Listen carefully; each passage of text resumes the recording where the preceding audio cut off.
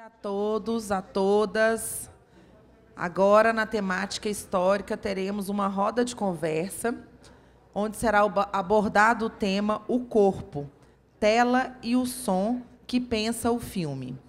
Este bate-papo reunirá pesquisadores do cinema, da música e das palavras, a partir do conceito de corpo e tela. Convidamos para a mediação desta roda de conversa Rubens Anzolin, assistente curatorial do Rio Grande do Sul. Podemos saudar o Rubens. E os convidados: Isabel Melo, pesquisadora, curadora e professora da Bahia. Bernardo Oliveira, professor, pesquisador, crítico e produtor do Rio de Janeiro. E o Juliano Gomes, crítico de cinema e professor também do Rio. Obrigada. Com a palavra, Rubens, para a mediação. Obrigada.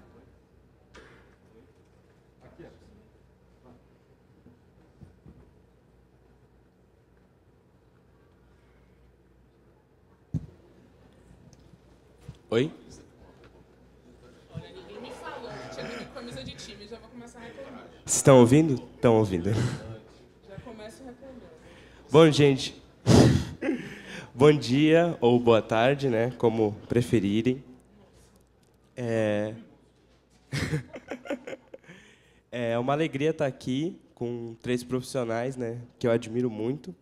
E para pensar um pouco essa mesa, que se chama O Corpo Tela e o Som que Pensa o Filme, e, sobretudo, para pensar um pouco a ideia de som no cinema brasileiro, e música preta no Brasil, e a reverberação desse tipo de prática dentro do campo do cinema, né?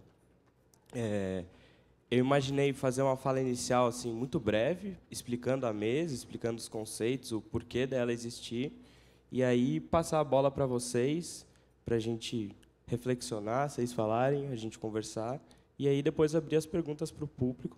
Acho que pode ser uma dinâmica bem livre, solta, enfim, sem muitas amarras, como vocês preferirem.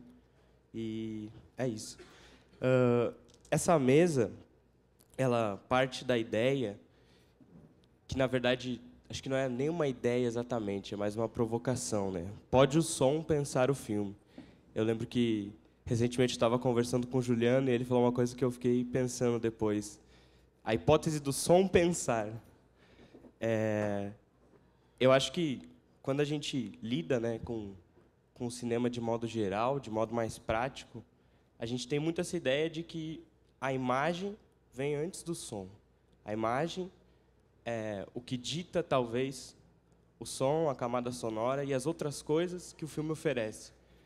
Mas o repertório recente do cinema brasileiro, eu acho que nos apresenta, de outros cinemas, de outros cantos do mundo também, mas especificamente do brasileiro, nos apresenta uma hipótese do som mediar as imagens, dele estar à frente das imagens, dos filmes serem pensados a partir dele, e eu não digo no processo de produção, mas no filme como corpo, como resultado final, né? Então, ao ver aquele corpo, aquele resultado final, você entender que o som reflexiona, reflete, orquestra as coisas, né? Eu acho que existem muitos exemplos possíveis, do Alma no Olho, do Zósimo, ao Ori, da Raquel Gerber, que é basicamente baseado todo no pensamento da Beatriz Nascimento. Essa hipótese que fez a gente chegar a essa mesa veio, pelo menos para mim, depois de uma sessão do Sol Mata a Lua, que passa hoje, se eu não me engano. E eu estava conversando com a Mariana Quinn, que é curadora de curtas da Mostra de Tiradentes, e a gente estava refletindo sobre como o transe do filme meio que parte a partir do som, né? Ele nasce a partir do som. É como se, em algum momento, se você fechasse os olhos, você conseguisse ter e recolher aquela sensação a partir da vibração sonora dos filmes. E penso que o cinema brasileiro, de algum modo específico, tem muitos e muitos casos onde isso pode ser refletido, né? Estava falando com o Kleber, Eduardo, agora mais cedo, e ele me lembra da sequência inicial do Branco Sai, Preto Fica, onde as imagens vêm todas a reboque do som, da poesia, do rap que é feito e daquela memória que é narrada e que vai ativando o uso daquelas imagens, né? Então, penso que, para começar essa conversa, queria ouvir vocês, de como vocês veem essa situação hoje, se é possível o som para vocês pensar o filme, e acho que depois a gente pode expandir, né, como isso se dá, onde isso se dá, mais especificamente, menos especificamente, desde quando, de que forma, porque pensar o som não é só pensar necessariamente a música, né? É pensar a voz, a palavra, o canto, o ritmo, enfim. Alguém quer começar? Bom dia, né? Boa tarde. Assim, é curioso, né? Porque aqueles primeiros filmes a gente chama de silent, né? Cinema mudo. É como se a gente definisse... Você fala que as imagens vêm primeiro, né? Mas a gente define aquele cinema como algo que... em relação ao qual falta algo sonoro. Uma vez eu assisti A Paixão de Joana d'Arc com um amigo do lado, assim, um amigo que não é cinéfilo, que não trabalha com cinema, não tem grandes relações com cinema, mas é um cara muito sensível, né? E a gente assistiu A Paixão de Joana d'Arc, do Dreyer, sem mudão mesmo, assim, sem nada. Sem som nenhum, né? E aí, o cara lá no meio do filme, ele fala assim, cara, essas imagens estão gritando, né?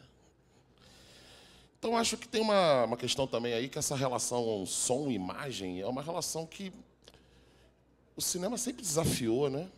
De uma maneira assim, muito clara. Você fez uma indagação, o cinema, o som pensa? Aí você pode fazer a mesma pergunta, a imagem pensa, né? Essa relação som, imagem, palavra, né? Eu penso no Imagem e Palavra, do Godard, né? É um filme sobre a relação da imagem com a palavra, totalmente mediado pelo som, né? A gente tem aqui no Brasil o que é o concretismo, né? O concretismo é a liberação do signo. O signo ele passa a ser plástico, sonoro, né? Então eu não sei se eu separaria as duas coisas. O som pensa o cinema pensa o som. Você falou do filme do Zósimo, né?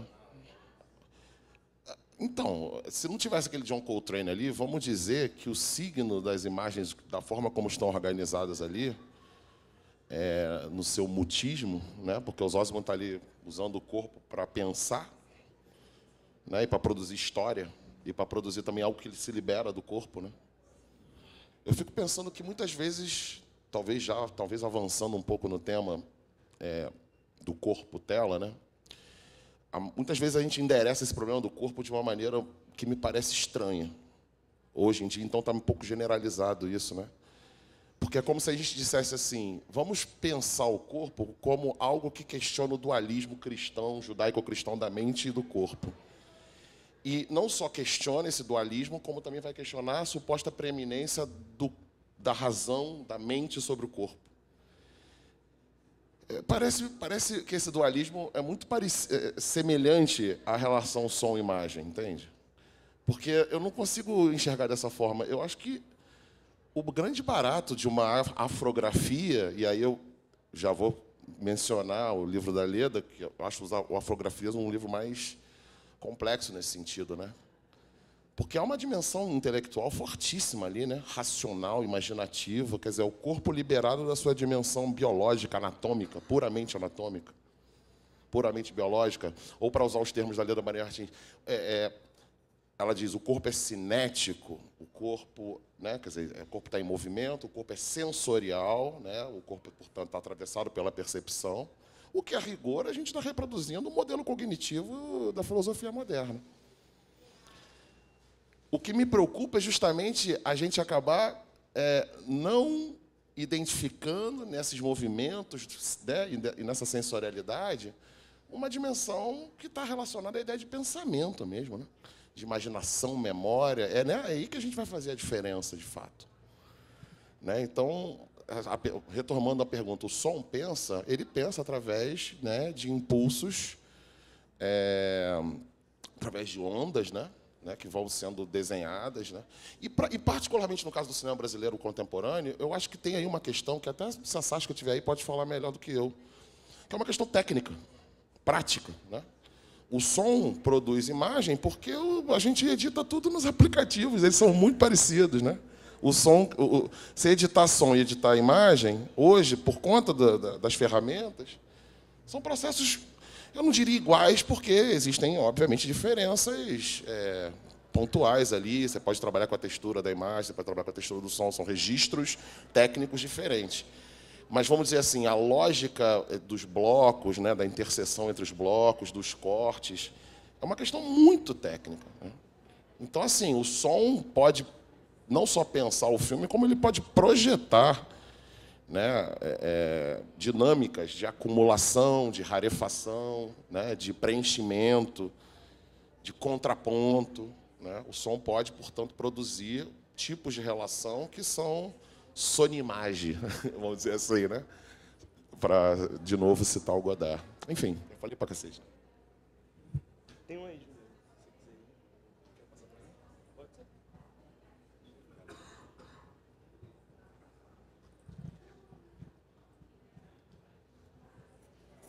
Oi, bom dia, boa tarde.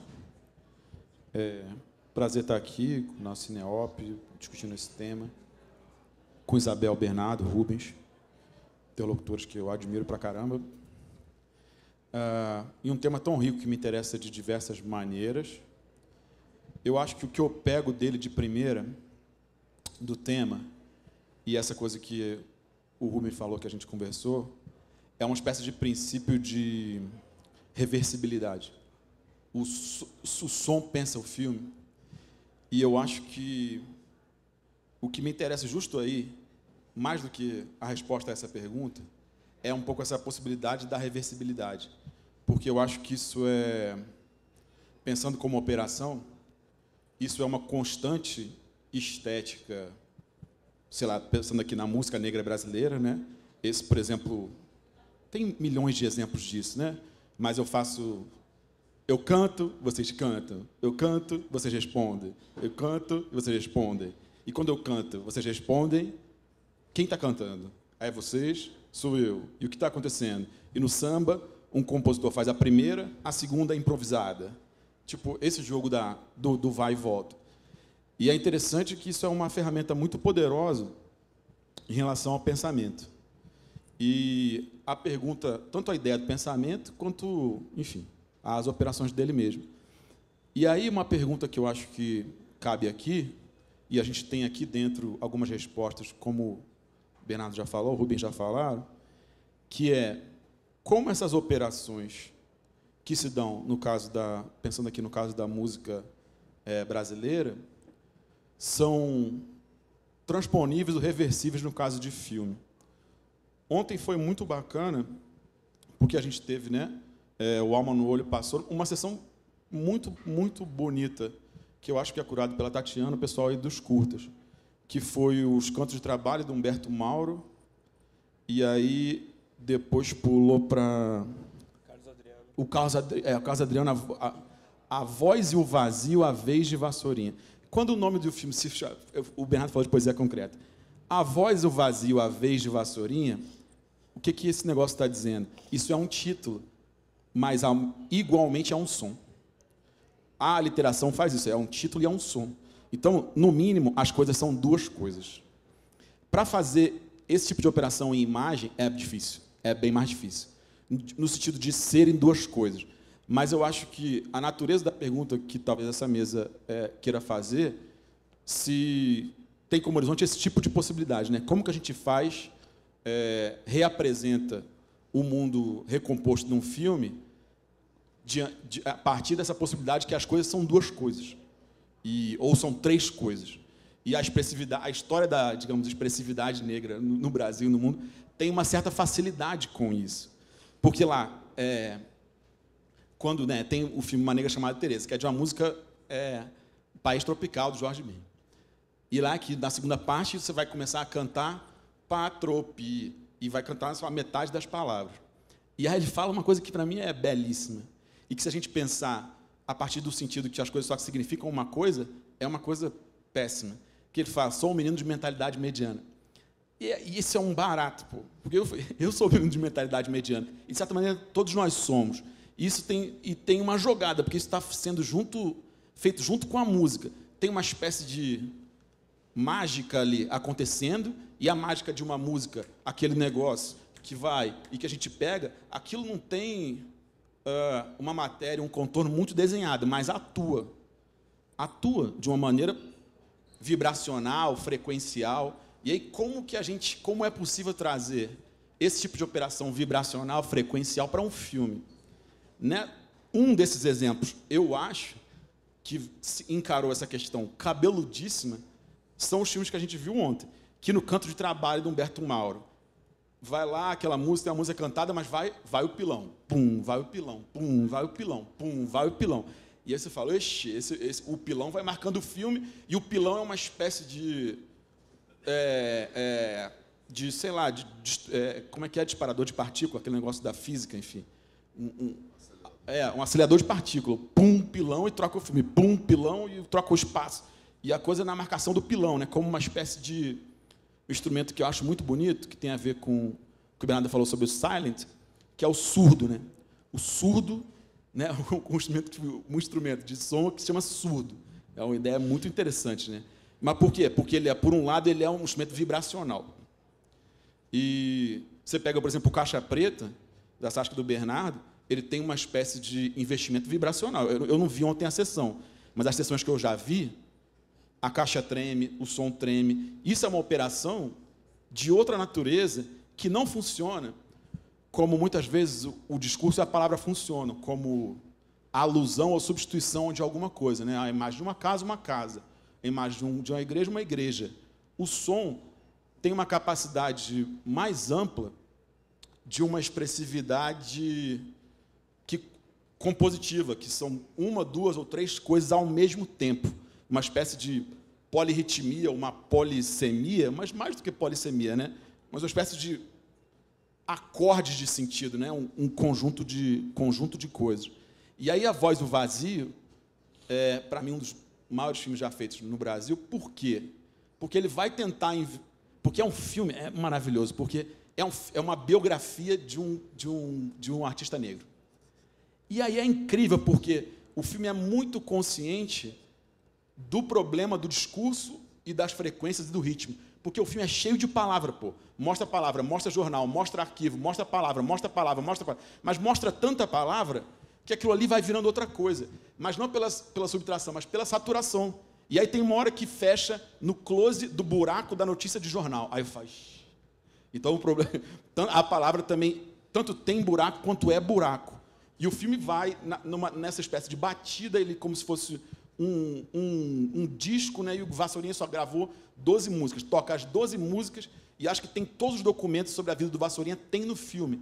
Então, é a biografia mais completa existente, porém a mais incompleta, porque, de fato, você não entende o que foi a vida. Mas é justo esse tipo de problema.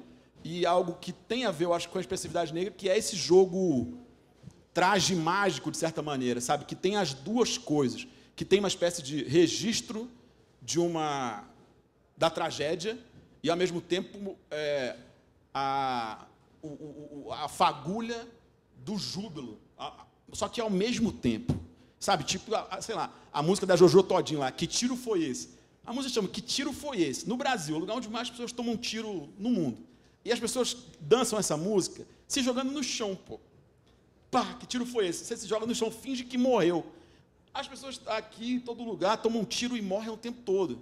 Então, isso é um negócio perigoso, pô. Tu tá jogando com uma coisa seríssima. Só que, ao mesmo tempo, é engraçado e legal, porque você volta. E essa coisa também de dançar o chão, tem uma brincadeira com essa parada. E é muito bonito, como no Voz do Vazio, a última parte, que é uma espécie que o filme fica colorido, que é quase ali... Aqui, né, a questão é ser... Olhando essa galera aqui, eu vou ser pecador, né? A galera ali atrás, né? Tim Maia, Tony, Vassourinha, Macalé, enfim. Tem uma espécie de gurufim aquilo ali, porque é uma celebração que o cara morreu. E isso tem muitos povos que têm essa relação muito forte, pô. A morte é uma espécie de dado de matéria de comemoração e de subida. E aí o filme sobe, quando o cara morre, fica colorido, e as árvores, tem uma outra coisa começando. Então, esse jogo duplo ou triplo, eu acho que alguns filmes fazem, o Alma no Olho, por exemplo, faz, né? Porque, como o Bernardo já falou, algumas vezes eu aprendi com ele, o que o John Coltrane faz naquela faixa e muitas outras, é pegar o saxofone e usar de uma maneira que não é para usar, pô. Não é para usar. Aquilo, o saxofone, de certa maneira, não foi feito para aquilo. Então, essa coisa de usar errado, fazer errado, eu arrisco, como uma das possibilidades, dessa passagem metodológica, digamos, do campo do som para os filmes. Porém, se estamos interessados nisso, isso é um trabalho complicado, não é simples. Isso exige de nós, espectadores, pesquisadores, mediadores, uma abertura muito radical. Aquele filme que parece estranho, aquele filme que não diz nada, aquele filme que eventualmente é chato, aquele filme, esse aí não, é esse mesmo, entendeu? Porque essas pessoas que estão lá na nossa frente, para muita gente, e ainda hoje, em algum momento, elas não são gente, pô. Elas são quase humanas. Grande Otelo não é um ator, Cartola não é, o Tim Maia não é um gênio, entendeu? Essas pessoas, historicamente, os seus antepassados, não, a Clementina não é uma cantora. Então, você entende? São vistas como isso. Só que esse problema do negativo, eu acho que a arte, a expressividade, ela fez um caminho contrário. Eu acho que, vendo o trabalho que eles fazem, não foi assim, o Grande Otelo, vou me dignificar e me tornar um humano no sentido que o Bernardo está falando, né? Iluminista e tal, humano com H maiúsculo. Não, eu vou para o lado errado, eu vou ser tipo uma caricatura, eu vou ser uma espécie de monstrinho. A minha parada vai ser, eu vou dobrar a aposta do não humano. Vocês acham que eu não sou gente? Então eu vou atrapalhar você, vou fazer lá um Macunaíma, entendeu? E isso é uma constante. A Clementina, sabe, não vai tentar adaptar o canto dela para, enfim, ao que era a métrica e a média ali. Ela vai fazer uma outra coisa, entendeu? O Zósimo, não sei o que, vou fazer o cinema negro, pensar um cinema, enfim, engajado em relação às questões raciais, vai fazer uma outra coisa, que é muito bonito, para eu terminar aqui, como termina o Alma no Olho. O escuro da pele dele faz a imagem toda em preto. Depois daqueles problemas todos, corrente, roupa africana que não cabe, aquilo ali não é um júbilo, para mim não é um júbilo, aquilo está esquisito. Ele entremeia toda hora com uma cara sem graça. Dança, uma cara sem graça, uma cara sem graça. E fala, essa roupa não está servindo legal. Mas, ao mesmo tempo, é isso. Então, é um problema que não se resolve, ao mesmo tempo que ali, ouvindo o Culucemama lá do John Coltrane, aquilo não se resolve, pô. Aquilo parece um galo, um bicho, um jumento berrando. O saxofone é um jumento, pô. E eu falo, isso não é pacífico. E aí os olhos vêm, a tela fica preta, pô. Olha o tamanho do problema. Porque a tela fica preta. O problema é não imagem, a alma no olho, que no final o olho não tem informação. Eu acho, e minha aposta aqui, é que a sugestão implícita e explícita ali é que a aposta tem a ver com uma espécie de supressão ou uma hierarquização menor à questão do discursivo e da informação, pô. Ali, ó, para a gente sentir isso aqui, eu preciso de uma tela preta. Eu preciso que vocês percebam a caixa tremendo, o movimento das coisas, as inflexões de voz e o jogo. E os mentalidade mediana, eu sou um menino de mentalidade mediana. E vai. Entendeu? Tem duas coisas acontecendo. Se a gente pegar menino de mentalidade mediana, isso é errado, hein? Isso é feio de dizer. Só que o negócio está... Esse é o tipo de problema. Mas a gente tem, para pensar isso em filme, é preciso que nós aqui, como profissionais desse negócio, estejamos abertos, porque essa coisa sempre vem do lugar onde a gente não espera. Vou passar um curta na segunda-feira, 6 horas, que é inspirado no funk de Minas Gerais. Para mim, Anderson do Paraíso e Lucas do Taquaril podiam estar ali. Eles são os caras de hoje que estão fazendo uma coisa que todo mundo fala. Não é música, boçalidade, que coisa nojenta. É isso, entendeu? Aqueles caras ali já foram objetos disso. Esses caras aí não fazem nada digno. Esse processo nunca para. Então, eu acho que o que a gente está discutindo aqui talvez seja o horizonte de uma postura coletiva nossa muito aberta a essas coisas que falam, ei, que negócio esquisito. mas vou experimentar os pressupostos desse negócio. E a gente está aberto aos pressupostos, porque eu acho que a gente vive uma época, estranhamente, onde o discursivo parece que está com muita fome de tudo. E eu acho que a matéria do que a gente está conversando tem a ver com uma modulação desse negócio. Não como um extirpar, mas uma modulação do desejo do discursivo, da apreensão discursiva em relação às coisas e aos objetos. Top. Valeu. Obrigado. Valeu. Bom, oi, gente. Acho que eu vou pegar uns desvios a partir do que os meninos já colocaram, assim.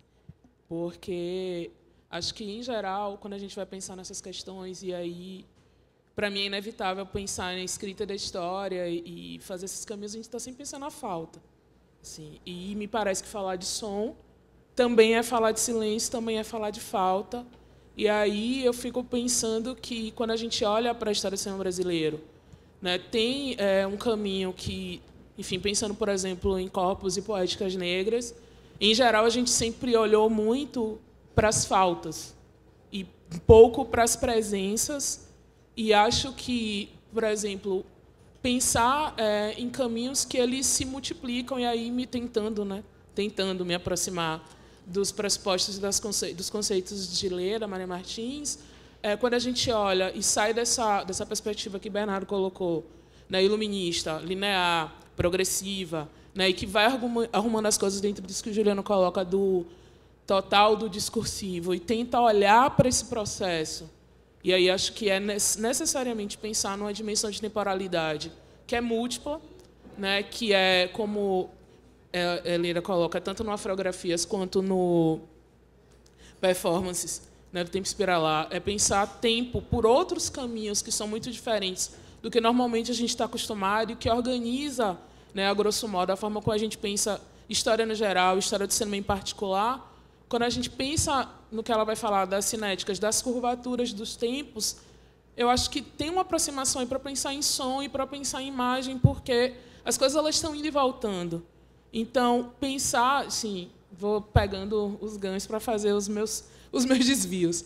Quando a gente, enfim, né, foi interpelado, porque acho que é uma interpelação forte e doida, ver uma nega chamada Teresa, não vou dar spoiler, porque vai rolar depois, assim, coloca uma série de questões que elas estão dialogando com questões que vêm numa perspectiva histórica, assim, sobre a própria ideia e representação do negro, né, das pessoas negras, e como isso, inclusive, vai aparecer no som, né, tanto pensando na própria presença aí dos comentários musicais de Jorge Ben, mas, para além disso, como isso também vai aparecer no uso das palavras, né, que é, sim, enfim, questões que a gente pode ir depois discutindo, mas isso faz dobras e faz espelhamentos no tempo que fazem com que a gente pense e perceba por onde essas coisas vão transitar durante 500 e poucos anos para que elas continuem presentes, ainda que a gente tenha uma dificuldade de compreendê-las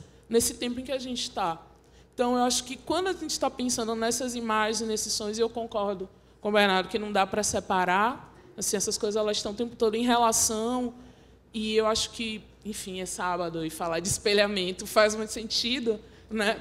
Nas construções de espelhamento, isso está o tempo todo se dobrando, se desdobrando e se complexificando, porque quando a gente está hoje aqui, né, dentro da temática histórica, falando de música preta brasileira, e isso confronta uma ideia dentro também do outro lugar da história da música, de pensar o que é MPB, né, e pensar esse MP sem ser o popular, mas ser o preto, que, no final das contas, é o popular e que vai estruturar o que é a música brasileira no geral, com todas as questões, tensões, problemas. Uma figura, por exemplo, como Jorge Ben, que é o cara da mentalidade mediana, mas que está lá mexendo com hermetismo, que está mexendo com melismas, né, com questões do mundo árabe, com questões do latim, enfim, né, e trazendo outras africanidades que normalmente a gente não pensa quando vai falar sobre, né, heranças negras brasileiras, né? Então, ele vai trazendo outras camadas e vai complexificando a relação. Então, eu penso, assim, estou partindo aqui do exemplo de Jorge Ben, porque tem a ver com a nega chamada Teresa, mas se a gente olha numa trajetória mais ampla e complexifica a relação dos objetos, né, dentro das trajetórias negras, isso vai se espraiar para todos os lugares, isso vai abrir janelas, espelhos, curvas, caminhos, que, assim, que uma perspectiva progressiva de tempo não dá conta. E aí é uma relação que ela é passado, presente, e assim, enfim, né, as pessoas gostam de pensar nas aberturas para o futuro, mas eu tenho digamos assim, um desvio, um defeito de profissão, né, da historiadora de formação, e a gente sempre fica brincando, né, que história não é previsibilidade, né, a gente não faz aquela ideia do magistra vitae, né, todo mundo aprendeu na escola, a história, a ciência do passado, né, para compreender o presente e projetar o futuro. Não, gente, assim, não existe isso, né, ninguém aqui faz, né, Walter Mercado, nem nada dessas coisas. Mas eu gosto... né, enfim, mas aí esse é um outro capítulo. Né, mas, enfim, tem, né, tem também. Mas... o Jorge faria uma música do Walter Mercado. Com certeza, com certeza. Com certeza. W Brasil. Exatamente. Então, assim... W rola, né? Então, W Mercado, é real. Então, assim, nessa perspectiva, quando a gente vai fazendo esses entrelaçamentos, e aí, acho que, por exemplo, pensando a partir das afrografias, quando Leila vai pensar a partir da perspectiva Bakongo, o que vai, não vai, né? Na verdade, as coisas elas permanecem em uma relação que, para quem está acostumado a pensar numa dinâmica ocidental de um tempo progressivo linear, não faz sentido nenhum. Mas, quando você pensa isso nos tempos que vão e voltam e que permanecem, porque, por exemplo, né, uma das palavras que estão na moda, que estão se gastando, né, que é a ideia da ancestralidade, por exemplo, não é uma ida e volta, é uma presença e uma permanência. Só que essa presença, essa permanência, assim, né, já fazendo um gancho também com memória e etc., ela não se dá pela manutenção estática, né? A memória, a presença, ela vai se dar pelas, enfim, não é a melhor palavra, mas a que me ocorre agora, atualizações que permitem com que a gente consiga dialogar com isso. Porque se a coisa fica estática, ela deixa de fazer sentido, a gente perde a relação, perde o contato, né? Na maneira em que as coisas se atualizam, quando o Juliano vai falar, a galera, né, do funk mineiro, né, ou como isso conversa com essas questões do agora, é isso, né? O que tem na batida que atualiza dinâmicas que estão nesses caras todos que estão aqui no painel e que tem a ver com coisas que estão, por exemplo, no Menino de Mentalidade Mediana Complexa, que é Jorge Ben. Né? Assim, tem uma série de atualizações ali que a gente consegue se conectar porque elas continuam fazendo sentido, ainda que elas sejam opacas, porque nem sempre a gente está na atenção do pesquisador para ficar fazendo análises. E aí o corpo é fundamental nesse processo, porque o som ele vai reverberar no corpo, mas o som ele tem essa historicidade que é capilarizada e que é complexa, e eu vou ficar repetindo complexo porque, né? Porque ela vai para muitas dimensões, né? E vai atravessar a história por várias portas, várias camadas, vários lugares. E, assim, e o cinema fazer isso dentro dessa trajetória mais ou menos longa, né? Assim, em relação a outras artes curtas, mas longo, é também uma atualização desse debate que faz com que a gente tenha que se confrontar com essas questões. E aí, o que a gente faz agora? Assim, bom, né? Como eu já falei que não tem previsibilidade, a gente tem experimentação para as coisas. Né? E a experimentação, às vezes, ela não está só no filme experimental, né, que a gente coloca ali na caixinha do gênero. Ela vai estar em outros lugares, ela vai ter, inclusive, numa perspectiva também da nossa própria recepção. Né? Como a gente se coloca para ver os filmes, como a gente se dispõe para escutar os filmes, como a gente se dispõe para sentir os filmes no corpo. E aí, acho que isso também é uma das coisas fundamentais quando a gente está pensando a partir de perspectivas pretas, que é o entendimento de que não existe separação. As coisas elas vão acontecer num conjunto. E, justamente por isso, para quem, nas sociedades ocidentalizadas, como é o nosso caso, isso vira uma questão, né? Porque eu estava conversando mais cedo com um colega hoje no hotel, que também está aqui participando do evento, brincando assim, eu sou de Salvador. E passei um tempo morando em São Paulo em virtude do doutorado. E aí eu falava, gente, é impressionante como as pessoas têm dificuldade com o corpo. Assim. Tem dificuldade para abraçar, tem dificuldade para beijar, tem dificuldade para dançar, porque o corpo ele fica aprisionado por uma dinâmica que é, enfim, weberiana assim, do processo. Então, você está ali, todo arrumadinho, né, para fazer as coisas que são as coisas necessárias. Só que o corpo não é só necessidade. O corpo é desejo, o corpo é vontade, o corpo é outras coisas, que vão se manifestar por esses outros lugares. Então, a minha grande questão, olhando para, né, para esse grande guarda-chuva que é essa mesa, é justamente pensar nisso, assim, como uma pessoa que é da história de cinema, como essa movimentação ela vai acontecer e como é possível para a gente, em 2023, perceber isso num recorte de tempo mais amplo, porque não dá para compreender as categorias, os conceitos, os códigos que a gente usa hoje olhando para as coisas, sem entender o processo. E aí, quando eu falo do processo, de novo, não é na linearidade, é entendendo que é caótico mesmo, né? E que, mais que uma perspectiva linear, a gente tem uma coisa que é capilarizada, ou que é de teia, ou que, se a gente for também se aproximando de Leda, ela vai chamar a questão do espiralar também, para perceber esses desenhos do tempo e o que é que isso traz nesse universo. Mas, enfim, acho que eu também já falei para caramba, não sei aí. Vamos aí. Bom, difícil, né? Muita coisa foda, muita coisa incrível. Eu vou tentar pegar alguns ganchos do que, sei lá, todos vocês falaram, mas especialmente do que Bel falou agora, que é uma coisa que eu já estava pensando, assim, também quando pensar nessa mesa, que é o lance da temporalidade. E acho que, assim, quando eu penso na ideia de separar, entre aspas, né, assim, som e imagem, é muito também porque a história do cinema, que em geral a gente consome, é uma história do cinema muito ocidentalizada e que vem a reboque disso, assim. Então, é uma ideia que nos é explícita e, assim, mediada, incorporada, quase feita para que a gente vá deglutir ela, né? Rubão, assim, as coisas são assim. Oi. Posso ler um trecho da Leda que tem a ver com Vai isso? fundo. Página 22, de performance. A ideia aqui é que a experiência e a compreensão filosófica do tempo também podem ser expressas por uma inscrição não necessariamente discursiva e mesmo não narrativa. Não narrativa, mas não por isso menos significativa e eficaz. A linguagem construída pelo corpo em performance, pelo corpo vivo em si mesmo, estabelece e apresenta uma noção cósmica, ontológica e teórica, também rotineira da apreensão e da compreensão temporais. Ressalto o não narrativa e não necessariamente discursiva. Obrigado, Rubão. Eu acho que é exatamente isso, e é exatamente por aí também.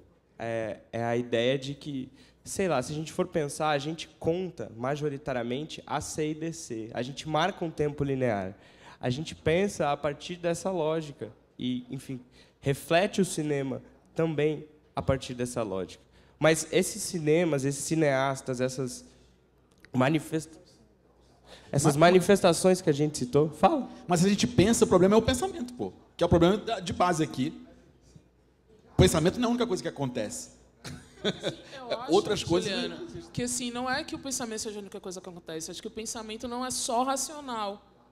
Porque aí como a gente usa os conceitos. Porque quando a gente pensa... A loucura, né? Quando a gente pensa que o pensamento é só razão, a gente continua dentro da dinâmica que é iluminista. Pois é. Então, assim, é doido porque a gente acaba entrando numa discussão de conceito assim, bem... Enfim. Acho que talvez o problema nosso seja constituir, enquanto campo mesmo, pensar uma categoria de pensamento que englobe tudo, assim, que englobe tudo no sentido corpo, sensação e todos esses elementos que vocês colocaram, vocês dois. E aí acho que isso é um desafio epistemológico, assim, em um certo sentido, porque reorganiza a maneira como a gente pensa e olha para os filmes, como a gente escreve a história, porque aí é pensar assim, sei lá, se os maias tinham um calendário que era cíclico, se os hindus têm um calendário que é cíclico, se os árabes vão pensar um calendário que não é, né, de Cristo, que é a partir de Mohammed. Então, assim, são muitas formas de pensar tempo, e eu só estou pensando nas coisas mais básicas, assim, né? Se a gente for para outros, sei lá, por exemplo, pensando a partir dos Yanomami, no Copenhague vai falar, por exemplo, das questões como eles lidam com as imagens, né? E aí tem um momento lá na Cara do Céu que ele vai falar assim: a gente não precisa da pele, eles vão chamar, eu não vou lembrar exatamente agora, mas assim, é como se o papel fosse uma pele na qual a gente inscreve as coisas, né? E os filmes vão nessa direção. E eles dizem assim: a gente não precisa dessa pele para registrar as nossas imagens, porque as imagens estão dentro, que é o lugar do sonho, né? Então, as imagens, elas estão dentro das pessoas, né? E você vai acessar isso por outros caminhos. Então, reversibilidade. Sim. Então, assim, você vai pensar esse lugar que a gente precisa, né, ter na nossa perspectiva de um mundo que é o tempo todo projetado para fora, e aí o cinema, eu acho que deu uma grande, né, questão nisso, não vai fazer sentido para outros povos. As imagens, elas vão existir, a relação vai existir, mas essa imagem é acessada por outros caminhos.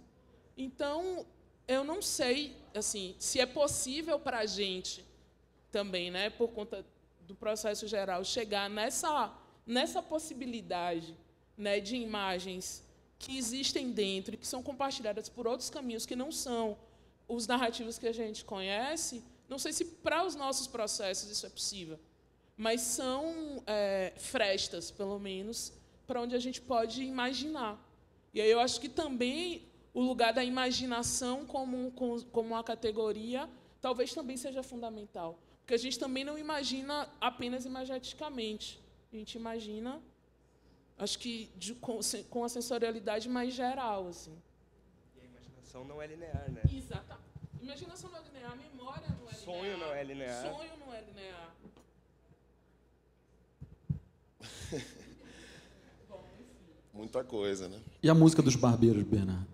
Eu ia falar um pouco sobre isso, porque a gente está aqui, enfim, de alguma forma traçando paralelos entre dimensões que são, enfim, que de alguma forma se relacionam com registros do pensamento, da mente, da racionalidade. Faço um parênteses em relação a essa questão da racionalidade, são muitas racionalidades, né? Não somente, e mesmo quando a gente fala razão científica, a gente não está dizendo nada, né? Rigorosamente nada, são muitas razões científicas, enfim. Mas o que realmente eu acho que assenta o problema na sua dimensão material, e me chamou a atenção o que Isabel falou sobre a ancestralidade atualizada, em que consiste esse processo de atualização, né? Eu não consigo visualizar outra dimensão tão negligenciada e tão central e fundamental do que a questão técnica. Os modos de fazer, né? Os modos de plasmar na matéria, né? Inclusive na matéria sonora, né? Nas vibrações, plasmar nessa matéria múltipla, né? Multifária, né? Modos de criação, né? Modos de invenção, de experimentação. E, obviamente, que a ideia de produção do novo, ela é uma platitude, na medida em que a gente, na verdade, está sempre remodelando. Eu acho que o caráter central do know-how, né, do saber fazer, de fazer alguma coisa, é a plasticidade que está inerente à ideia de remodelação. Sempre cito a entrevista do Jaffa, né, a entrevista sobre o Michaud, em que ele vai falar dessa coisa da produção material e tratamento do material, né? Como duas dinâmicas próprias das culturas afrodiaspóricas, esse tensionamento entre produção material e tratamento material, né? Que ele vai usar o exemplo lá do John Coltrane, que usa o saxofone de uma maneira que não é para ser usada, né? Que ele aprende. E aí eu acho interessante dizer, porque o Coltrane ele ficou o signo, né? A imagem.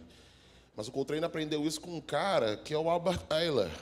Né? O Ayler mudou radicalmente a cabeça do Coltrane. O Coltrane fazia, né, The Coltrane for Ballads. De repente ele escutou o Ayler e ele, o que ele percebeu? Não só um objeto técnico sendo utilizado de uma maneira que não correspondia ao manual. Ele viu que ele estava usando aquele objeto de uma outra maneira para produzir um efeito. E aí você falou do surdo. Porra, o surdo ele foi criado para responder a um problema acústico. Né? Ismael Silva dizia, porra, não está dando certo. A gente tem que produzir volume. Né? E como é que você produz volume e atualiza a sua, vai lá, ancestralidade? É um problema técnico. O problema do corpo hotel é um problema técnico. E, obviamente, que a gente tem que repensar os modelos de produção conceituais da técnica, mas isso é indissociável, né, de uma realidade prática.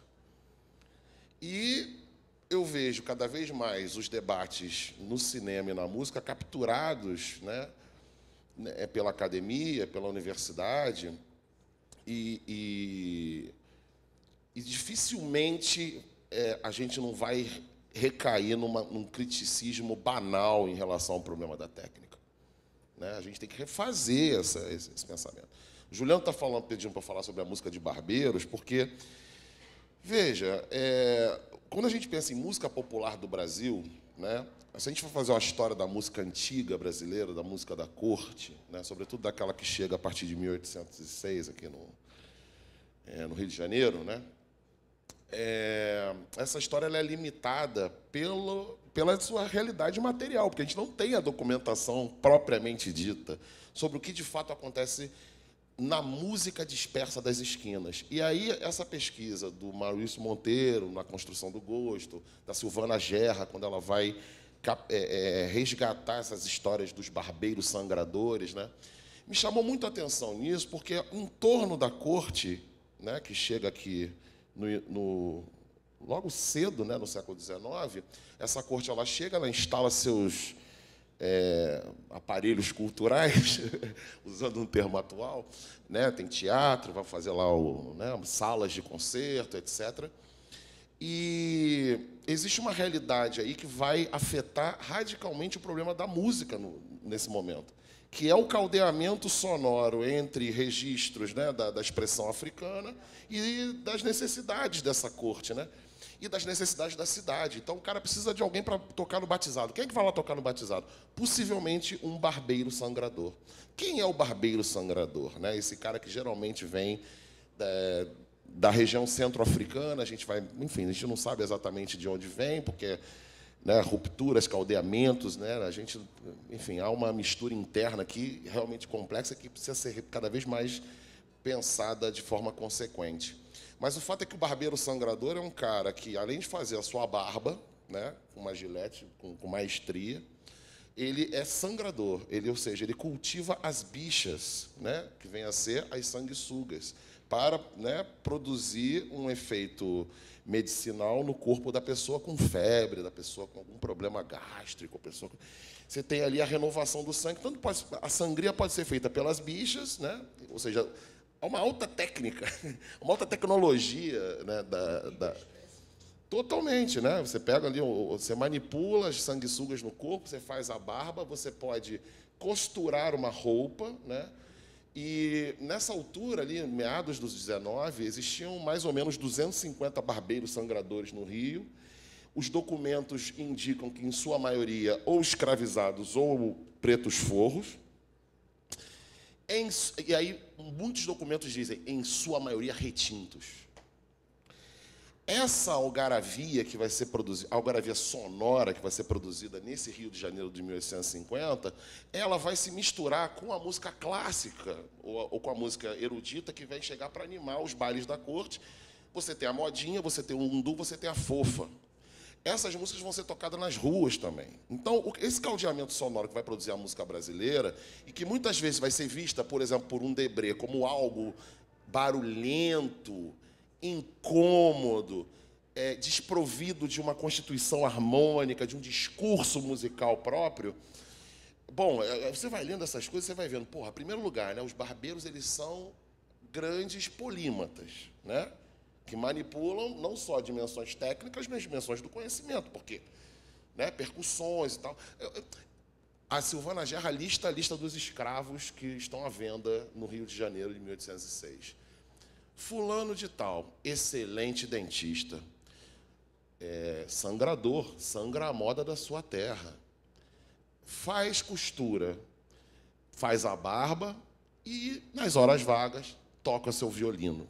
Ele não fala nem uma percussão, toca um violino, toca um clarinete, né?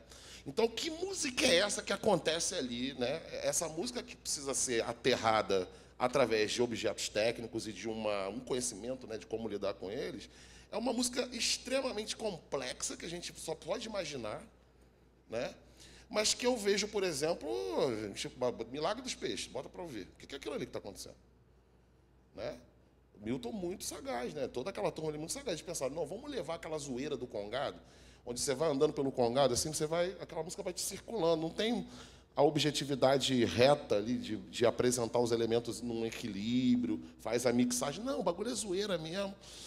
E isso tem muito a ver, não só com essa herança que vem sendo como que atualizada, né, para usar, achei essa palavra excelente, porque é isso. O que são os 8 batutas? Os 8 batutas vão para a França, ficam lá 10 anos. Os franceses adoram aquilo, porque aquilo é esquisito. É um bando de preto tocando aquela zoeira, uma barulheira, um swing, percussão e tal. E o Radamés e Nathalie? E o Lírio Panicalli? A galera que viu o Pixinguinha falando aquilo ali era uma bagunça, ninguém sabia arranjar, ninguém sabia nada ali, né? Quer dizer, a nossa visão super-europeia da música, olhando para o Pixinguinha e dizendo, isso aí está desorganizado, o Pixinguinha não sabe arranjar, não cabe na partitura, né? Embora o Pixinguinha soubesse ler, dizem que não, mas ele sabia ler música, né? Enfim, de alguma maneira a gente sempre flertou com esse excesso sonoro que foge de uma experiência organizada musical. Isso está no DNA do que a gente chama de popular na música do Brasil. E uma dimensão técnica, né? E essa dimensão técnica, o tempo todo você está falando de saber fazer, né? Gilberto Freire e Casagrande Senzala, um livro polêmico, problemático, mas está lá o tempo todo. Ele diz, olha, o fato é que esses negros vão organizar a Casa Grande. E vão organizar porque eles têm know-how, conhecimento, são de regiões muito mais desenvolvidas culturalmente do que as dos seus capatazes, e sem a presença desses caras na Casa Grande, esse sistema Casa Grande Senzala sequer funcionaria. Sequer funcionaria, né? Do que a gente está falando? A gente está falando, não está falando só de memória, de pensamento, de imagem. Todos esses elementos só podem ser assentados na realidade através de uma transição, né, da virtualidade para a realidade material e técnica. Isso que você fala é total, assim, porque é corpo. Então, a atualização ela vai se dar justamente porque isso, né, que você fala, e, enfim, a gente fica dos modos de fazer, né, e das relações, enfim, que são cotidianas. As pessoas estão se organizando e fazendo as coisas. Eu fico sempre brincando com os meus estudantes, e um pouco do que eu estou pensando hoje tem a ver com o que eu tenho discutido com a galera na graduação, com os meus alunos.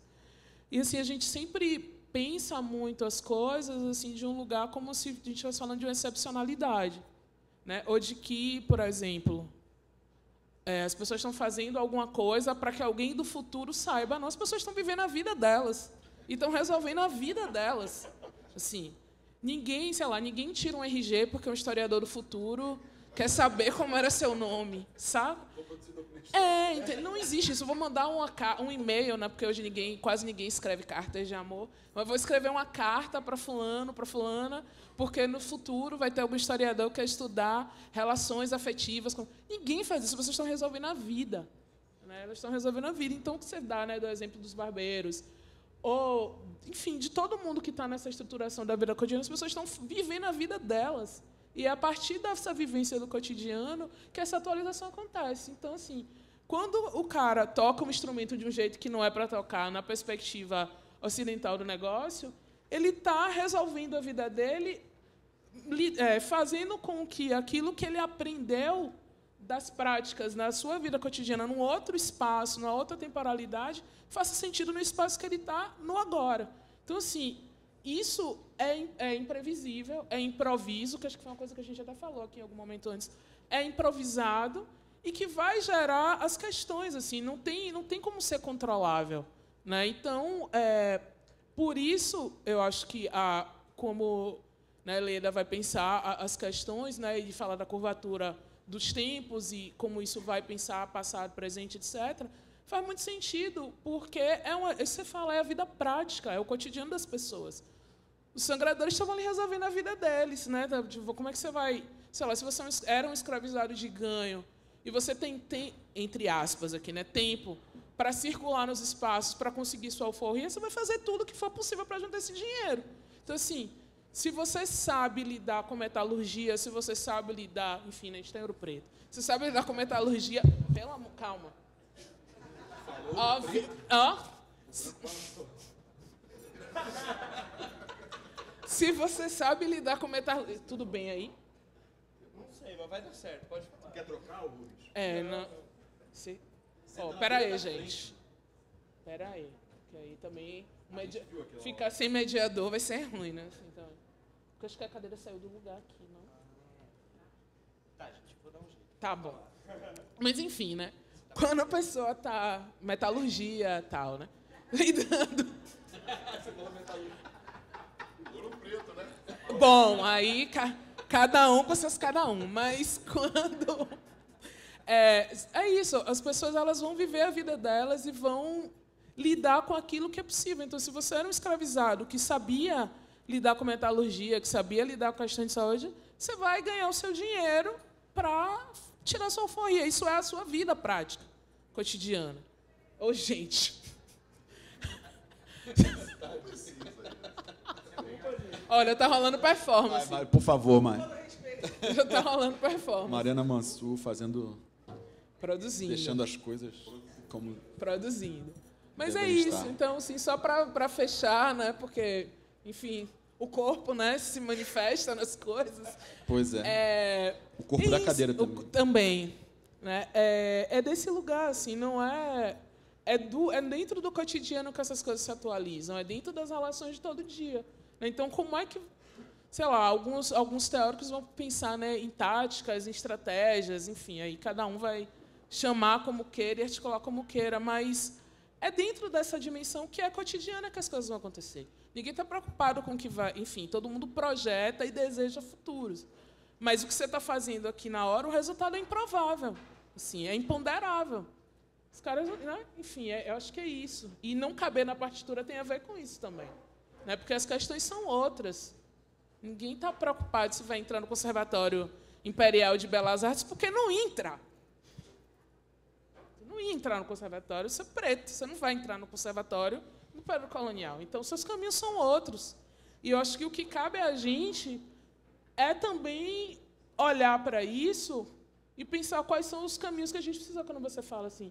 Não adianta a gente pensar só conceitualmente, mas aí também uma outra treta que é pensar em conceito é só ficar na abstração, ou a gente precisa fazer sempre essa relação? Que aí, enfim, eu estou só lembrando dos meus alunos aqui. Mas é sempre uma discussão, assim. A teoria ela não está solta, né? Os objetos eles precisam estar em relação e eles são construídos na medida da pesquisa quando a gente consegue fazer essa relação. Senão a coisa, né, fica solta, sei lá, é o som pelo som, o filme pelo filme, as coisas para quem está vivendo a vida e é isso. Mas para quem está olhando para as coisas a partir de um lugar de reflexão, enfim, do que você vai fazer com isso depois é um outro assunto. Mas é perceber mesmo que essas coisas estão relacionadas e que é vida de todo dia. Mas eu acho esse problema muito interessante. Quando eu fiz a brincadeira da mentalidade mediana, é justo isso. Pô. Eu acho que ali está jogando com a imagem do pensamento, porque a mentalidade mediana e a mentalidade mediana, porque qual é? Tem outro negócio acontecendo, uma prática ali, uma prática sonora, uma agitação, que é... Qual é o problema? E eu acho que o problema dessa mesa aqui é aonde está e o que é teoria, né? Porque se a voz e a vez é uma teoria, se o alma no olho é uma teoria, e claro que é, porque é o modo de fazer, é o resto do negativo de um outro filme, que foi num estúdio branco, gravou ali, filmou em 1 hora, o contraste, a pele negra, as roupas brancas. E o que é aquele começo do filme, para quem viu? Aquilo ali, enfim, para mim é evidente que está jogando com fotografia colonial. Qual é a primeira coisa? O negro mostra os dentes, como um animal. E aí tem uma espécie de, para mim, é aquele movimento. O filme pega esse vetor do olhar, digamos, da dominação, mostra a bunda, o sovaco. Ali é uma espécie de decupagem como uma mercadoria. Mas aí, enfim, como fala lá o Fred Moulton, né? Como é que vamos fazer quando as mercadorias falam? De certa maneira, é esse o problema, né? A mercadoria fala. E o jumento lá do Coltrane. Mas, pegando Alma no Olho, ele pegou, dedicado à vida e obra de John Coltrane, e fez daquilo uma espécie de método, pô. Um filme produzido daquela maneira, um modo de produção muito específico, através do qual podemos pensar modos de produção, porque o Caixa Preta tem um modo de produção, o Nada a Ver tem um modo de produção, o Voz e a Vez do Vazio tem um modo de produção. Isso é pensamento sobre modos de produção de cinema. E é pensamento da forma de organizar, porque aí vem aquela coisa, aquele negócio, e aí o corpo tela lá do Zósimo é a ausência de imagem. Fala, caraca, então esse negócio termina depois de saturação, a ausência de informação. Aí acaba. Inclusive tem uma seleção de... acaba. E a partitura também fiquei vendo, para tentar atualizar o que a gente está falando. A partitura lá do Vassourinha, né? Partitura toda hora, partitura. Mas tem um outro negócio acontecendo. Então eu acho que parte dos problemas que a gente está falando aqui, eles têm a ver com uma espécie de um pensamento da, não sei, simultaneidade, da composição. Porque eu acho que tudo que os exemplos que a gente dá aqui é isso. E, por exemplo, uma coisa que eu acho que queria falar em relação ao que o Bernardo falou, cara, o barbeiro que lida com lâmina, com gilete. E eu acho que tem algo que, pensando o trânsito música negra e cinema, o jogo que boa parte desses caras fala, que eu tentei também descrever rapidamente, é um jogo perigoso. Tem um gosto pelo perigo, entendeu? Tem uma que bota sanguessuga, e aí o Zósimo, tipo assim, olha o que aquilo está fazendo Alma no Olho em relação ao que se fala objetificação do corpo. Ele vai lá e faz, pô. Não, o que eu quero dizer? Não é pela recusa, não vou aludir à violência, não. Eu vou dobrar a aposta da violência. E vou fazer uma coisa, indo pelo lado contrário. Tá ruim, como os filmes do Michaud, o Arthur Jaffa naquele texto fala. Os filmes do Michaud são vistos como ruins, mas são ruins, constantemente ruins. E ao que parece, durante a carreira do Oscar Michaud, cineasta norte-americano, vão ficando piores. Better and better. Piores. O ruim. Então, não é... A questão é, e que eu acho que é um tipo de tornar-se, né, pegar o tornado, no sentido contrário, que é, beleza, fizeram esse manancial cultural e dessas pessoas algo ruim. Só que me parece que o tipo de solução que a gente muitas vezes verifica não é tentar virar bom, é ser pior, é duplicar o pior, é ir na direção do herege, mal feito, roteiro ruim, narratividade ruim, não tem pé nem cabeça, é ir para lá, não é ir pro... Não vou lá fazer o joguinho. Hã? Tem um filme, por exemplo, eu estava hoje, que eu e o Bernardo, a gente gosta pra caramba, vocês procuram no YouTube, que é de uma galera daqui de Minas, né? O que pega Zé? Pô, o que pega Zé é uma beleza, os meninos de escola. E qual é o refrão visual e corporal do que pega Zé? São meninos jovens, retintos, chegando o corpo para trás e fazendo uma cara séria. O que pega Zé? Assim. Aí isso volta. E, cara, desculpa, quando eu vejo esse gesto, um corpo de homem negro retinto, sério, fazendo assim, isso para mim tem 3.000 camadas. Aquilo ali, essa tristeza, aquela expressão, ela faz... É um túnel do tempo, mas ao mesmo tempo é uma galhofa de garoto de colégio. O que pega, Zé? E é isso. Aí a menina no final, ela fala que tem essa coisa da recusa. Foda-se. A menina do seríssima. Foda-se. E acaba, tem 1 minuto e pouco. Procura no YouTube o que pega, Zé. Mas estou falando como exemplo. Ali tem o jogo de uma célula de gesto performático que vai se espalhando. Eu vejo isso... não é tão comum quanto poderia ver isso, digamos, no cinema institucional, entendeu? Uma espécie de partitura gestual que funciona nesse sentido, ao mesmo tempo com um lastro histórico, ao mesmo tempo uma afirmação do gesto que volta e que inscreve, para mim, aquele gesto aí dos meninos de uma temporalidade variada. É a intenção deles? Estou pouco me lixando. A questão não é a intenção. A questão, se a gente está partindo de um modelo não cêntrico, o que a gente faz e traz tem dos milhares de camadas que não são do nosso intelecto ou razão intencionada e tal. Os gestos, eles têm autonomia, porque o modelo da Leda é o modelo da performatividade. Então, como as coisas em si produzem a própria forma e os pressupostos da própria forma. Então, é um pouco trabalhoso, porque é um pouco um episteme que nasce a cada elemento, mas é também uma espécie de jogo de uma reversibilidade que produz uma riqueza interessante, né? Porque as coisas estão, de certa maneira, sempre recomeçando, né? No responso, tem um mundo que recomeça. E isso, os mundos que recomeçam são, em geral, uma oportunidade. O Jaffa, o Bernardo falou, fez uma pergunta que eu vou terminar essa parte aqui, que ele perguntou, num texto chamado 69, reversibilidade, né? 69. Como fazemos as imagens negras vibrar em acordo com certos valores frequenciais que existem na música negra?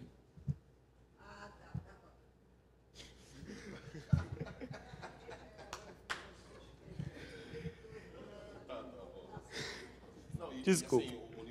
O Muniz Sodré, no Terreiro e a Cidade, ele fala dessa característica vibratória da música de terreiro, né? Acho que é no Terreiro da Cidade e no Dono do Corpo também ele vai falar sobre essa coisa vibracional, vibratória dessa sonoridade que vem, sobretudo, do terreiro. Mas eu acho que ela é extensiva a tudo que a gente pensa em relação à ideia de música negra. Agora, eu acho muito interessante um cara chamado Julius Eastman, esse compositor americano ali do final dos anos 70. Oxi. Me perdi um pouco. Eu estava falando o quê? Julius Eastman.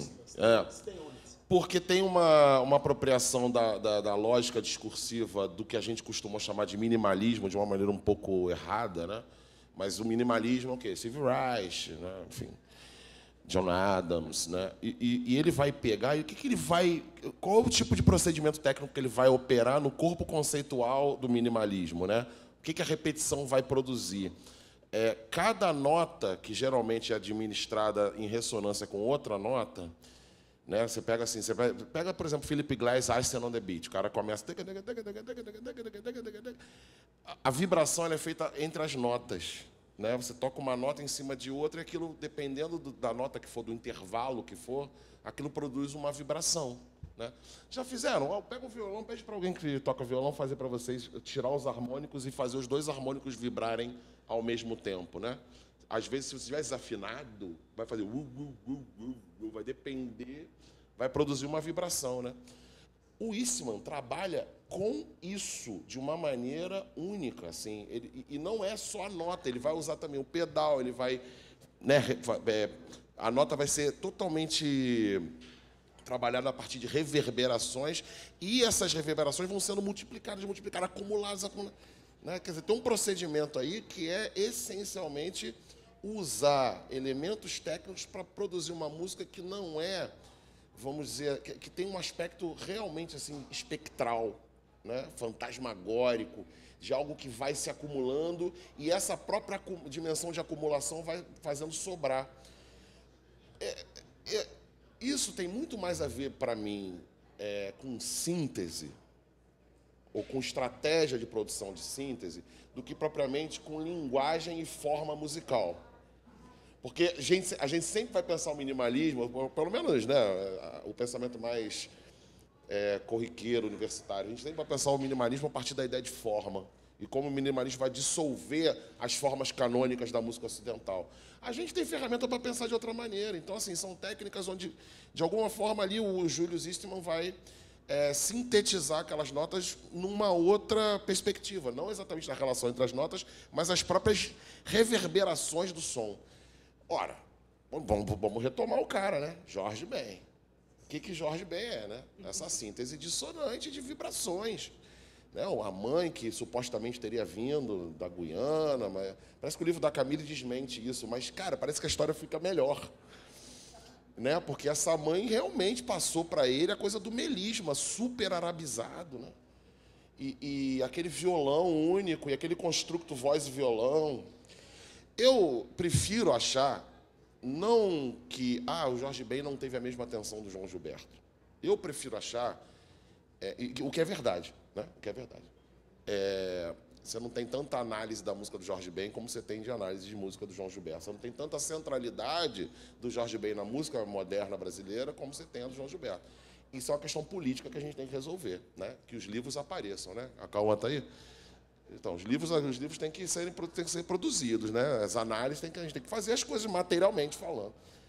Agora, eu gosto de pensar que justamente ali, na virada dos 50 para os 60, quando a gente começa a receber novos equipamentos, novos microfones, né? Novas formas de lidar com a mesa de som, né? Você vê, quem é o grande técnico de som do século XX no Brasil? É um homem negro, é Norival Reis. Norival Reis, que fez parte da ala de compositores da Portela, na segunda geração da Portela, 1950, 1960, né? Ele, quer dizer, está ali Monarco, está ali Casquinha, está ali Candeia e está ali Norival Reis. Compositor de samba, pagodeiro, malandro, vindo de Angra dos Reis, negro. Técnico de som da Odeon. Começou lixando tubo de cilindro, né, para fazer novas gravações. Se tornou um técnico de som, um experimentador sonoro. Gravou todo mundo. Você fala aí, quem você falar da música dos anos 50, 60 e 70, Norival gravou. Jamelão, Elisete Cardoso, toda aquela era do rádio ele gravou. E não gravou simplesmente no sentido de criar uma equalização. Ele inventou formas de gravar. Ele, na mesma época que o Pierre Schaeffer estava criando a musique concrète, o Norival Reis foi para Presidente Vargas, gravou as pistas, né? Pegou lá, eu não sei como ele fez isso, deve ter levado um Nagra, um gravador grande da época, gravou e botou atrás, né? O Jamelão cantando, com a orquestra Tabajara quebrando tudo, embaixo, assim, o tempo todo na faixa, os sons da Presidente Vargas. Os carros, né? A buzina, o pessoal falando. Durante toda a faixa. Eu estou falando de 1960. Então, vê, né? A gente está falando, então, portanto, o quê? De todo um patrimônio, né, de práticas técnicas, e aí citando o Juliano, né, dessas práticas, dessas técnicas, né, desses modos de expressão não tutelados, né, ou seja, não estão inseridos em nenhuma grande instituição. E aí também, pegando o gancho da Isabel,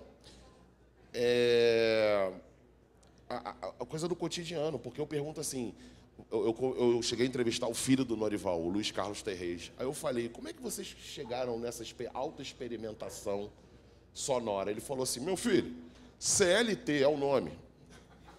Tem que trabalhar de 9 às 6. Porra, não tem nada para fazer. O que eu vou fazer? Vou ler manual. Vou lá na praia de Copacabana. Bem carioca, tô falando, tô tentando imitar ele. Vou lá na praia de Copacabana, pego 1 quilo de areia, boto no bumbo. Vê se fica melhor aí. Bum, bum. Ih, ficou bom, hein? Pega mais areia lá, moleque. CLT, de 9 às 6. CLT e experimentação. CLT e experimentação. Galera, a gente está chegando quase no tempo final do debate. Eu falo, vocês respondem, né? Pergunta que eu discuto. Alguém tem perguntas? Alguém tem proposições, apontamentos, alguma coisa do gênero? Levante a mão. Eu não sei, tem a pessoa com o microfone aí? Eu posso levar até você.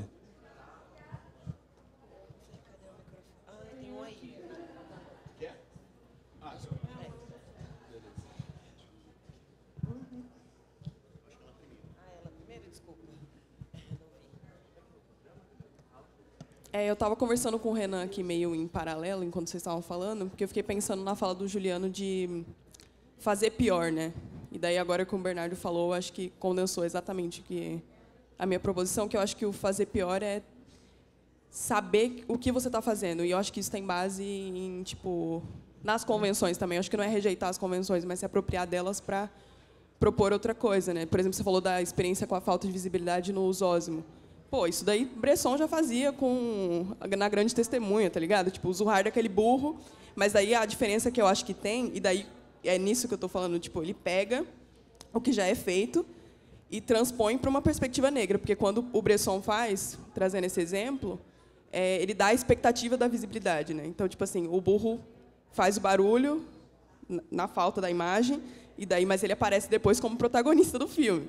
E daí o Zósimo, eu acho que ele faz é o seguinte, tipo, ele cria esse jogo de a falta de visibilidade ele não vai te levar a nada. No máximo, ao começo do filme de novo, né? Ele cria esse ciclo. Tipo, quando você está assistindo Caixa Preta, por exemplo, depois dos 3 primeiros minutos iniciais do filme, você está esperando que apareça imagem. E daí fica mais, sei lá, 4 minutos sem imagem, tá ligado? Tipo, eu acho que o jogo é exatamente isso. Não sei se eu tenho pergunta, mas se você puder falar um pouco mais sobre isso, porque é uma coisa que eu tô pensando, assim, nessa ideia de, tipo, da falta de visibilidade com a experimentação com o som, né? Não como se o som, tipo, se sobressaísse a imagem. Tipo, a gente tira a imagem para você prestar atenção no som, mas de como ele está propondo outras imagens, né? Essas operações que viram imagens, né? Enfim, só um comentário.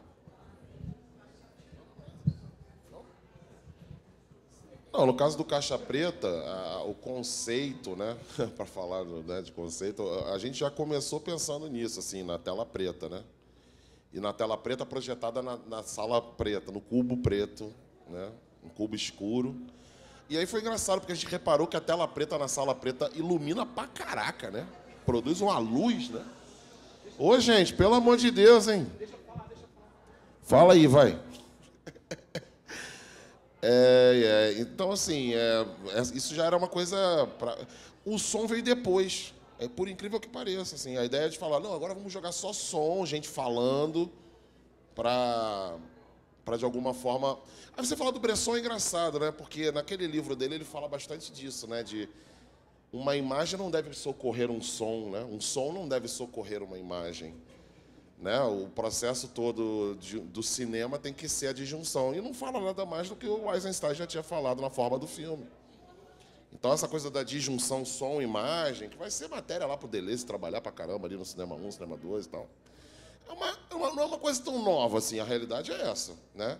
Eu acho que é novo, talvez, sejam as perspectivas abertas pelo uso do digital. Né? O que o digital te proporciona em termos, por exemplo, de quantidade de informação. Né, um arquivo digital, a característica dele quer dizer, são várias características, né, tem uma simultaneidade ali. Agora, né, um arquivo de baixa resolução, um arquivo de alta resolução, o que vai definir, em parte? Quantidade de informação, quantidade de processamento. Né? A gente teve uma extrema dificuldade de exportar o filme, porque a Sal edita em Vegas. Ninguém edita em Vegas hoje em dia. Só ela. E aí, a gente estava tendo... Anderson, olha aí, Saskia e Anderson do Paraíso usam Vegas até hoje. E a nossa dificuldade de exportar era por causa de um arquivo em HD. Aquele arquivo, não sei se vocês viram o filme, mas tem um rapaz olhando para a igreja de Nossa Senhora do Rosário, no centro de Porto Alegre. Aquela imagem foi filmada pela Saskia em altíssima resolução. Teve uma demora para exportar aquilo, e isso, de alguma forma, constitui o drama do filme. Mais alguma? Rapidinho comentário. Antes, muito obrigado pela mesa fantástica. Um montão de ideias maravilhosas. Não é uma pergunta, me provocou umas ideias sobre Mário de Andrade. Acho que é prefácio interessantíssimo que ele tem essa ideia da poesia polifônica. Né? Que ele fala que se os versos, cada verso tem uma certa coerência própria, eles se adicionam como se fosse uma melodia. Né, a questão do tempo que entra aqui, né? Mas que se há algo que não se resolve no verso, eles se acumulam polifonicamente, né? Então, eu acho que essa questão da poesia polifônica tem a ver com o cinema também, né? E para voltar ao tema da técnica, acho que a relação acho que não é o corpo no cinema que interessa aqui tanto, mas o cinema como corpo, né? E esse cinema de corpo tem som, tem barulho, música, fala. E tem imagem, né? E essa relação que é o corpo do cinema, né? E eu acho que esse corpo tem que ter problemas, né? Eu acho que esse é o ponto do Juliano. Ele não pode ser um corpo saudável para dar conta da situação, né? O filme do Lupicínio ontem foi muito bonito. Eu não pude ver o seu filme, infelizmente, porque era tanta imagem de arquivo que o som e a imagem estavam muitas vezes não em conjunção. né? Estavam quase que em tensão. E é muito mais produtivo, né? A gente tem um vício no documentário brasileiro, né, do corpo falando, ou vício documentário mundial, na verdade, né? Que essa coincidência do corpo e da fala, né? Que tudo fica amarradinho, né? Fica tudo evidência, tudo se amarra, se acumula rapidinho, fica melódico, né? Essa importância da disjunção, né? De um corpo enfermo. Então, são duas ideias, né? De como pensar uma outra fonte teórica, né? Que não é deleuziano. Deleuze também trabalhou de outra maneira, mas por que não Mário de Andrade, não Deleuze, né? E também essa importância da disjunção e da, digamos, uma enfermidade do corpo do cinema.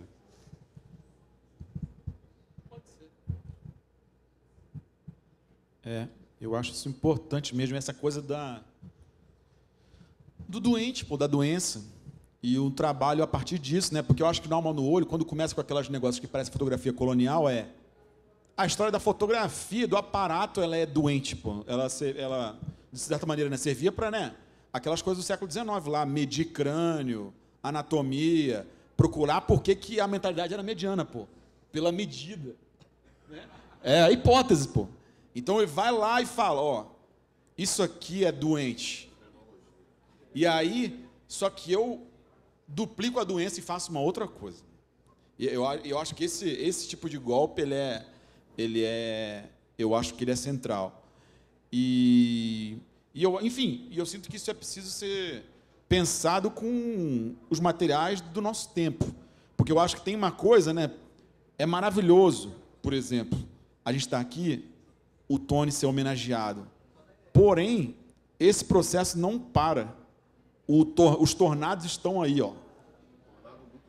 Tá, exatamente, tornado nervosíssimo ao redor.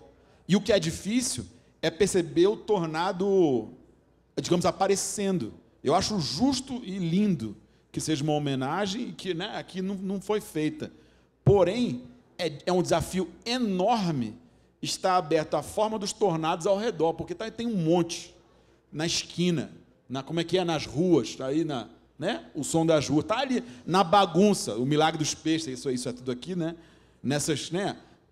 Nesse espaço, no silêncio, no silent dessas senzalas que a gente almoça aqui, tem aí, está na parede, entendeu? E nos artistas, e nessa coisa que, no feio, no mal feito, no roteiro mal feito, no mal cantado, na língua presa, enfim, é por esse caminho e essa abertura e propensão, ela é central para construir um movimento geral de virada ética do que a gente está falando, porque a gente fala aqui, e são palavras bonitas e interessantes, mas na prática, na hora do escolher um financiamento, aprovar não sei o quê, chamar um filme, isso se suspende, pô. Outros valores se sobrepõem. E aí eu estou falando da operatividade do que a gente está falando aqui. A operatividade é um filme como Caixa Preta ser algo que circula mais, que vai aí, passa na escola, vamos lá, pensa sobre ele. Normal. É um filme normal. É claro que é normal. Mas o meu problema é o ambiente que faz como que isso... Porque quando o Gustavo fala a coisa da polissemia ou da disjunção, parece que é um dado exterior. Não é. A vida vivida é disjuntiva. É essencialmente disjuntiva, em todos os seus níveis. Aqui, eu estou aqui falando, o que eu estou sentindo, vendo vocês, o som, aí vem um barulho daqui da galera. É disjunção o tempo todo. Então, a disjunção não é uma espécie de luxo burguês que veio externamente à vida vivida. Não, a vida vivida é totalmente disjuntiva. É um bate-rebate, é um caos. E aí, quando a gente vai organizar, fazer composições heterogêneas, como muitas das especificidades negras são especialistas, né? Compor com coisas que parece que não montam, o ruído, a zoeira, essa coisa desorganizada, ali tem um modelo de ordem que é um modelo de ordem que não é um modelo das monoculturas. É um modelo onde é possível fazer com que as heterogeneidades se convivam, se combinem e que produzam resultados imprevisíveis. Então, isso tudo que a gente falou aqui, que são ideias bonitas e interessantes, elas têm uma operatividade muito nítida e prática em relação ao nosso cotidiano, entendeu? Ao nosso objeto de pesquisa, aonde, sabe, onde os fluxos... Porque quando a gente fala de CLT, isso é central, pô. Eu digo, para mim, desculpa, é mais central do que aquelas fotos, pô. A CLT para aquelas pessoas e as famílias dela, eu tenho, para mim, que tem um efeito de longo prazo maior do que a fotografia. Eu gosto da fotografia, pessoas bonitas e tal, mas tem um desvio do capitalismo atual que está falando, não vou te dar CLT não, mas vou te dar uma foto grandaça. Fotão, mano. E aí tem outra coisa acontecendo enquanto tá esse fotão maravilhoso, closão, 1000 likes, tem ali um outro problema, uma outra vacuidade que me parece que é central nesses processos. Falei para casa. Tem? Enumera aí. Você quer enumerar? Foi, né? Cartola. Grande Hotel não trabalhou na Globo, não é? Trabalho. Não, enfim. O sargento dele está ali embaixo. Festival do Rio. Já fui várias vezes. Vou sempre lá. O colega meu faleceu, o Fernando, estava no festival. Ele quer para a festa. Você vai no festival de novo? Eu vou fazer 56 anos de cinema, festival. Você vai? Mais alguma questão, gente? Ou se alguém quiser sobrepor a do... Tudo bem, desculpa, eu não te entendi. Não, eu achei que ele... Nossa, olha só. Eu achei que ele ia... Vocês iam começar alguma coisa. Ah, enfim, Fecha com Isabel foi, né, assim, inesperado esse momento. Mas... Não, tá no horário, né? Não, é... Inesperado assim no sentido... Acho que isso que o Juliano coloca no final, né? Acho que a grande questão, né? Enfim, não acho que nem tem grande questão. A gente está girando em torno de grandes questões o tempo inteiro. Isso que, né, de materializar essas questões que estão no cotidiano e que estão na forma que a gente precisa repensar. E, enfim, eu fico muito pensando nesse lugar das categorias que a gente operacionaliza, porque vai por essa dimensão que o Juliano coloca, por exemplo, das curadorias, da circulação dos filmes, da distribuição, etc. e tal. Então, esse é mais um ponto, pensando assim, mais ou menos especificamente, né, no campo cinematográfico onde a gente está agora, que faz com que entender que as categorias e os conceitos eles não estão soltos e eles precisam estar ligados nessa dinâmica do todo dia, no sentido aqui que você coloca da operacionalidade da técnica e como o corpo guarda essas tecnologias. E porque elas vão se manifestar a partir do corpo. E o corpo, ele no certo sentido, ele é finito e histórico na minha experiência pessoal, mas ele, enfim, até, né, transhistórico no sentido de que isso vai passando nos aprendizados que são feitos, compartilhados coletivamente. Então, no sentido que a gente tem um corpo que é finito, meu, seu, nosso aqui, mas ele também é uma... Ferramenta não é a melhor palavra, né? Mas ele é um dispositivo transhistórico que permite que essas práticas se atualizem no tempo e que façam com que essas relações aconteçam. Então, se a representatividade ela é uma grande cilada, né? Mas, assim, como a gente faz para se dar conta, enquanto sujeitos, no tempo em que a gente vive, e que estamos preocupados com essas questões enquanto pessoas que pensam, vivem, trabalham, se relacionam com o audiovisual, como é que a gente faz para que essas coisas permaneçam dentro das suas atualizações? Porque sem isso não faz sentido. E aí a dimensão das temporalidades, elas vão, de novo, atuar nessas camadas e nessas dimensões que são confusas, né? Essa ideia que a gente tem dessa história toda arrumada que a gente estava aqui falando, que vai eleger cânones, que vai eleger pessoas com as quais a gente vai escolher os teóricos, etc. e tal, elas dão para a gente uma ilusão de um tempo organizado, mas a vida é caótica o tempo todo, as relações são caóticas o tempo todo, e eu acho que a dificuldade é como a gente admitir esse caos, mas, ao mesmo tempo, ter condição de comunicabilidade das coisas, porque é o que faz com que essas atualizações, essas tradições, essa materialidade da técnica permaneça. Porque, se existe a incomunicabilidade, não tem como isso se atualizar, não tem como essas relações se manterem. E o abrigo disso é o corpo. Sempre. Enfim, acho que é isso. É curioso que a gente falou falou de técnica, operatividade, né? E acabamos falando de CLT, que a gente está falando de trabalho. Sim. Então, acho que não tem muito como a gente escapar do problema político do trabalho. Né? Em última instância, todo o problema da imaginação política, né, está, de alguma forma, respaldada por uma visão que a gente tem do trabalho. Não estou falando só da CLT de 9 às 6, né? Mas do trabalho, do estudo. O Juliano tem falado muito sobre essa questão do estudo, né? Que a gente estuda de muitas maneiras. E os estudos... Não, então... Os estudos não tutelados, né? Eu estou muito preocupado com isso, assim, porque eu tenho uma vida acadêmica há quase 20 anos e eu não consigo publicar na revista 1, porque tem que encaixar... Eles não deixam participar dos eventos. E assim, aí quando vem o parecer, eu falo assim, tá bom, eu não vou publicar então. Mas o que você... O parecer vem assim, olha, bota o terceiro parágrafo no lugar do primeiro, o terceiro, o quarto... Eu falo, porra, mas isso é uma tutelagem descarada, ainda vem sem nome. Então não sei quem está ali atrás.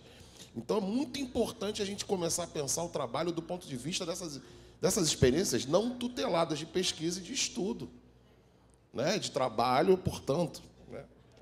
A tutelagem sem nome. Se ligue na tutelagem sem nome. A gente tem que defender a universidade pública. Não quero ficar aqui também fazendo discurso anti-universitário. Temos que defender a universidade pública. Agora, a universidade pública também tem que nos defender. Porque tem que ter reversibilidade, né? Porque, enfim, realmente existem modos que são aceitáveis e modos que não são aceitáveis. Tá, onde é que a gente vai fazer as outras coisas, então? Eu acho que a gente tem que criar esses espaços. E a gente não cria esses espaços sem fundo setorial. Né? A gente acaba sempre caindo nesses assuntos, são grandes gargalos. É porque o fundo setorial, pensar também o que a gente está falando de política pública, ele financia também, assim como a CLT, outras coisas. Entende?